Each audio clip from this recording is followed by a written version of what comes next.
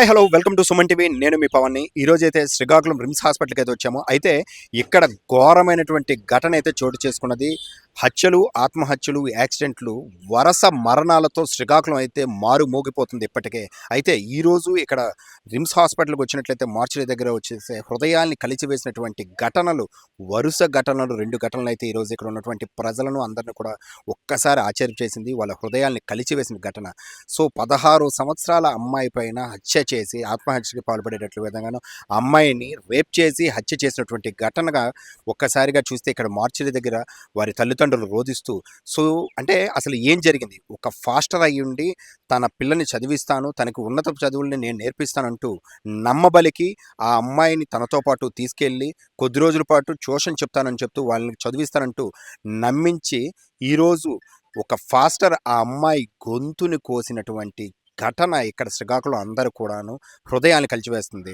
యథావిధిగానే ఎప్పటిలాగే వాళ్ళ తల్లిదండ్రులకి మీ పాపని ట్యూషన్కి చెప్పించాలి, 10th క్లాస్కి వచ్చింది కాబట్టి ఇంగ్లీష్లోని కొంచెం ప్రావీణ్యత పెంచాలి అంటూ ఆ అమ్మాయిని ఇక్కడ శ్రీకాకుళం తీసుకెళ్తానంటూ చెప్పి కారులో తీసుకొచ్చి ఆ అమ్మాయిని ఏదైతే హత్యా ప్రయత్నం చేశారు, అదేవిధంగా హత్యా ప్రయత్నం తర్వాత ఆ అమ్మాయిని చంపివేసేసి సో చనిపోయిందని నిర్ధారించిన తర్వాత 48 గంటల పాటు శవాన్ని తనతో పాటే ఉంచుకుంటూ చుట్టుప్రక్కల ఎవరికి కూడా అనుమానం రాకుండా కూడాను వారి యొక్క బంధువులతో మీ అమ్మాయి చనిపోయిందంటూ బేరసారాలు సాగించాడు. అయితే తన పాపం పండి ఈరోజు ఆ ఉదంతం అయితే బయటపడింది. సో ఈరోజు మార్చిరీకి వచ్చిన తర్వాత ఆ అమ్మాయి చనిపోయి 48 గంటలు అత్యాచారం చేసి చంపబడ్డాది అన్న తర్వాత ఒక్కసారిగా గ్రామస్తులంతా బాధపడ్డారు. అయితే తను కూడా ఇక్కడ చూస్తే ఆశ్చర్య కలిగించింది. సో ఒక అమ్మాయి 9 నెలల కడుపుతో ఉన్నటువంటి ఒక మాతృమూర్తి బలవంతంగా తను హ్యాంగింగ్ చేసుకొని చనిపోవడం అయితే జరిగింది.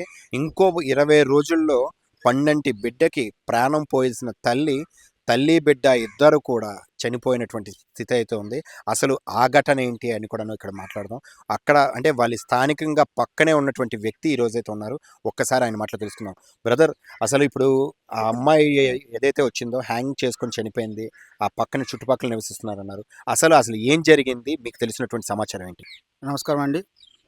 యావత్ ఆంధ్రప్రదేశ్ రాష్ట్ర ప్రజలందరూ తెలుసుకోవాల్సింది ఏమనగంటే, ఈరోజు ఆమదలవలస నియోజకవర్గం శ్రీకాకుళం జిల్లా వెంగళరావు కాలనీ గ్రామంలో ఈ సంఘటన, యథార్థ సంఘటన ఎక్కడో మనం దూర ప్రాంతాల్లో చూస్తూ వార్తల్లో వింటాం. అలాగా ఈరోజు మా కళ్ళ ముందు మా కాలనీలో ఇటువంటి సంఘటన జరగడం చాలా బాధాకరమైన విషయం. ఎందుకంటే తను తల్లిదండ్రులకి ఏకైక ఒగ్గాన ఒక కూతురు, కొడుకైనా కూతురైనా తనే. ఒక తనకి ఎంతో తల్లిదండ్రులు ఒక రజకులు, వాళ్ళు రోజువారీ కూలి, రోజువారీ ఇస్త్రీ చేసి వచ్చిన డబ్బుతో కష్టపడి బీఫార్మసీ కంప్లైంట్ చేసే విధంగా తనను ఒక కొడుకులా ప్రోత్సహించి చదివించారు. కానీ చివరికి తన కూతుర్ని చదివించి బీఫార్మసీ కంప్లైంట్ అయిపోయింది. ఒక 1 మంత్లో సర్టిఫికేట్ కూడా వచ్చింది. తనకు నేను వరుసకు బాబాయ్ నేను అవుతాను. నాకు 2 గృహాల పక్కనే మా మా ఇల్లు కూడా. అలాగే తను కంప్లైంట్ అయిపోయిన తర్వాత, బాబాయ్ నాకు ఈ విధంగా నాకు బీఫార్మసీ కంప్లైంట్ అయిపోయింది, ఎక్కడైనా ఏదైనా నేను జాబ్ చేయాలి అనేది. అలాగే ఇలా ఇలా అనే క్రమంలో తనకి ఈ వజ్రగడ్డి సుధీర్ అనే వ్యక్తి, ఇలాంటి వ్యక్తి ట్రాప్ చేసి 3 సంవత్సరాల క్రితం పెళ్లి చేసుకోవడం జరిగింది. సో పెళ్లి చేసుకున్న తర్వాత ఈవిడ తల్లిదండ్రులను కూడా పక్కన పెట్టి, వాళ్ళ కుటుంబాలను సైతం పక్కన పెట్టి ఆలోచించకుండా, చిన్నపిల్లల మనస్తత్వంతో తాను ఏది ఆలోచించకుండా, వెనక ముందు ఏమీ ఆలోచించకుండా తనతో నమ్మకంగా వెళ్ళిపోయిన తర్వాత కూడా తను చూసుకుంటాడనే నమ్మకం తనకు కలిగించకుండా, మ్యారేజ్ పెద్దలను ఎదిరించి కూడా పెళ్లి చేసుకొని, గుడిలో మ్యారేజ్ చేసుకొని వాళ్ళ మట్టుకు వాళ్ళు బతకడం జరిగింది.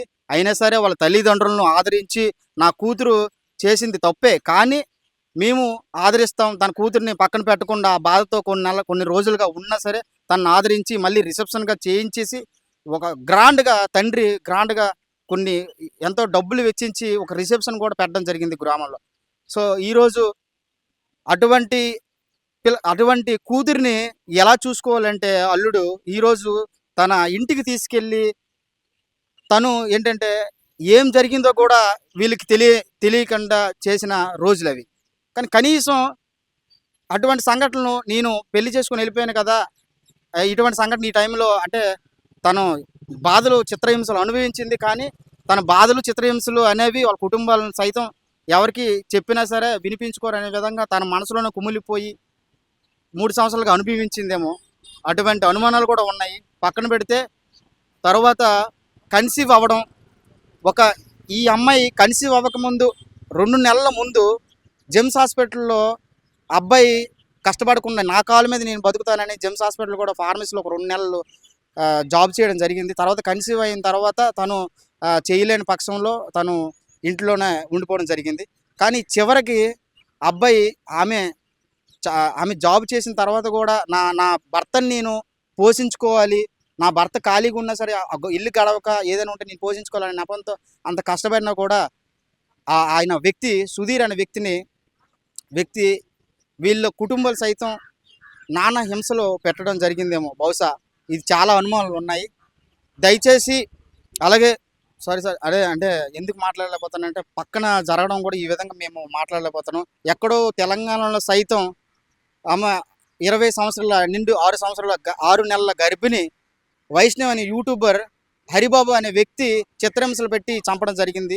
అక్కడ సోషల్ మీడియా వేదికగా అందరూ, అక్కడ రాష్ట్రం మొత్తం ప్రజలందరూ స్పందించారు. కానీ ఇక్కడ ఇటువంటి దుర్మార్గమైన సంఘటనలు జరుగుతున్నా సరే మన ఆంధ్రప్రదేశ్ రాష్ట్రంలో మన శ్రీకాకుళం జిల్లాలో ఇలాంటివి ఎన్నో జరుగుతున్నాయి. కానీ ఇలాంటివన్నీ కప్పిపుచ్చుకొని లోపలే పెద్దల సమక్షంలో ఒక రాజకీయ వ్యవస్థల్లో ఇటువంటి సంఘటనలు బయటికి రాకుండా కప్పిపుచ్చిస్తున్నారు. చాలా బాధగా ఉంది సార్. ఇటువంటి వ్యవస్థపై, ఇటువంటి జరిగిన దుర్మార్గమైన సంఘటనలపై పోలీసు వ్యవస్థ కూడా దృష్టి పెట్టాల్సిన అవసరం అయితే ఉంది.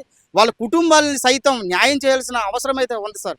అలాగే ఇటువంటి విషయాలు పై వరకు చేరకుండా కొంతమంది రాజకీయ నాయకులు, కొంతమంది వీళ్ళు చెప్పు చేతుల్లో పెద్దలు తీసుకొని పైన ఆంధ్రప్రదేశ్ అయినటువంటి రాష్ట్ర సీఎం చంద్రబాబు నాయుడు దగ్గరికి కూడా ఇటువంటి విషయాలు తీసుకువెళ్తే, మీలాంటి యూట్యూబర్లు సోషల్ మీడియా వేదికంగా, పేపర్ వేదికంగా కూడా వెళ్తే ఆటోమేటిక్గా ఖచ్చితంగా పైన ఉన్న సీఎం గారికి, అలాగే డిప్యూటీ సీఎం అయినటువంటి పవన్ కళ్యాణ్ గారికి, అలాగే నారా లోకేష్ బాబు గారికి ఇటువంటి విషయాలను చేరదీయాల్సిన అవసరం ఎంతైతే ఉంది సార్.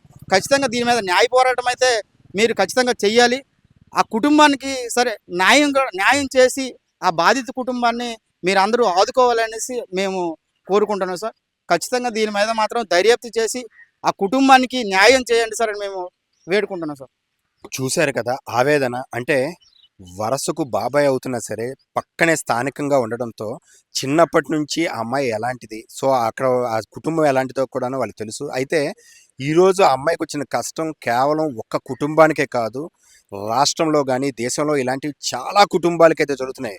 మనము తను చెప్పినట్లే తెలంగాణలో సో వైష్ణవి హత్య మొత్తం అందరికి కూడానైతే యావత్ దేశాన్నే కలిచివేసింది. అటువంటి ఆ అమ్మాయి సోషల్ ఇన్ఫ్లుయెన్సర్ అవ్వడము, మీడియా ద్వారా బయటికి వచ్చిన తర్వాత ఈరోజు ప్రపంచం మొత్తానికి తెలిసింది. ఇలాంటి సంఘటనే కేవలం ఆ వైష్ణవి లాంటి సంఘటనే 9 నెలల ప్రెగ్నెన్సీతో ఉన్నటువంటి ఆవిడ ఆత్మహత్యకు పాల్పడింది అంటే, సో ఆ వెనక ఆ కుటుంబంలో ఎంత బాధ, ఎంత కన్నీరు ఆమె మింగుంటుంది. సో అటువంటి కన్నీరు గాథలు ఎన్నెన్నో కేవలం కప్పిపుచ్చే ప్రయత్నాలు చేస్తున్నారు తప్ప అవి ఆపి భవిష్యత్తులో ఇటువంటివి పునరావృతం అవ్వకుండా కఠినమైనటువంటి చర్యలు తీసుకోవాల్సినటువంటి సమయం అయితే వచ్చింది. ఎందుకంటే ఈరోజు చూస్తే కేవలం చిన్న మైనర్ బాలికల పైన ఆత్మహత్యలు చేయడము, సో హత్యలు చేయడం కూడాను చూస్తున్నాం. ఇటువంటివి అన్నిటికి కూడాను ఒక పులి స్టాప్ పెట్టే విధంగాను పోలీసు శాఖ ముందస్తు చర్యలు తీసుకుంటూ కేవలం కఠినమైనటువంటి చర్యలు ఒక్కటే వీటిని నియంత్రించగలవంటూ ఇక్కడ ఆవేదన అయితే వ్యక్తం చేస్తున్నారు. చూస్తూనే ఉండండి. Thank you. సుమన్ టీవీ.